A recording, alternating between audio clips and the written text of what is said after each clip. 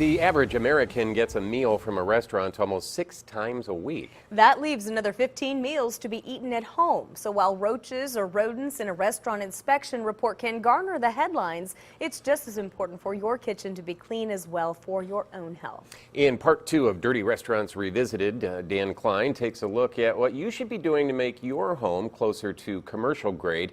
And to do that, he takes a food inspector to the kitchens of News 18 meteorologists Amber Hardwick and Chad Evans. It starts with a simple question from Health Department Administrator Craig Rich. Do you have a thermometer in the refrigerator? With none inside Amber Hardwick's, it's time to check. You're actually good. You're 38 degrees. This absolutely 100%. Homes have got to have a thermometer in here.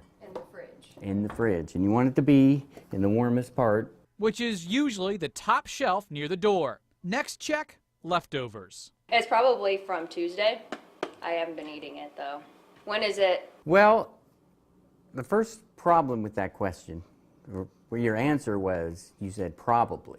Rich recommends labeling and dating leftovers, then tossing them at the very latest 1 week later. My home rules is 1 day, and then they're gone. So for all leftovers? All leftovers, 1 day. But if you're not going to be able to abide by his standard, Rich advises only reheat how much leftovers you're going to eat for that meal and make sure it's reheated to at least 165 degrees. Each time it's heated up, and particularly when it's cooling down, there's a chance for trouble. But contrary to what you may think, when you first cook your food, make sure it cools to room temperature before it goes in the fridge. Otherwise, it will warm up everything around it. No, you don't want to set anything in here that's hot.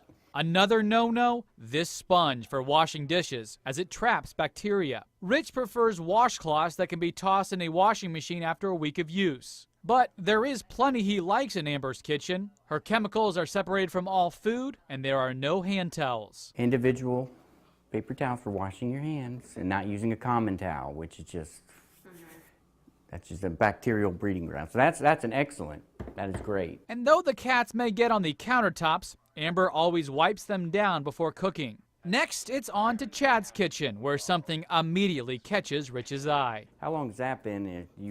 This is my lunch for work today. A sandwich of cold cuts that's been out about 30 minutes that will be eaten for lunch a little later. And that food is obviously in the temperature danger zone as we speak, so you know, I would have recommended until you're actually ready to go, have it in your refrigerator. Oh, good to know. Yes. Then it's time to check the fridge itself, which measures 40 degrees. Really ideally in a home style, 45 or below is probably what you're shooting for. Though restaurants must stay below 41. There's no cat to get on countertops, but there is a dog which sheds, which means countertops here should also get cleaned off regularly, especially with the 2-year-old in the house. Your dry storage is right here. Okay. He's got a little better situation. It's already up off the floor.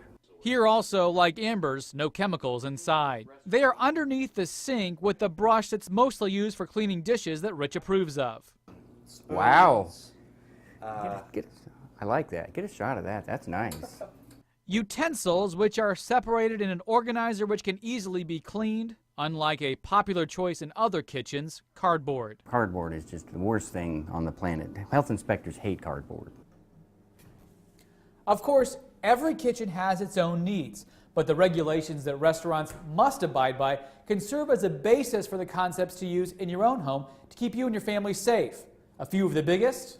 I think the most important thing, people need to make sure that they wash their hands. Buy a thermometer for your fridge. Make sure your food and chemicals are separated. Label your leftovers and toss them out on schedule. First in, first out. Use up your oldest food first.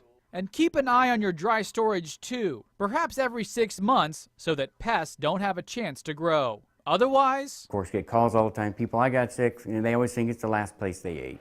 Well, it could have been at home 3 days ago. So while Rich and the rest of the health inspectors oversee the county's restaurants, it's up to you to prepare the rest of your meals safely, even if your kitchen isn't quite commercial grade. Reporting in Tippecanoe County, Dan Klein, News 18.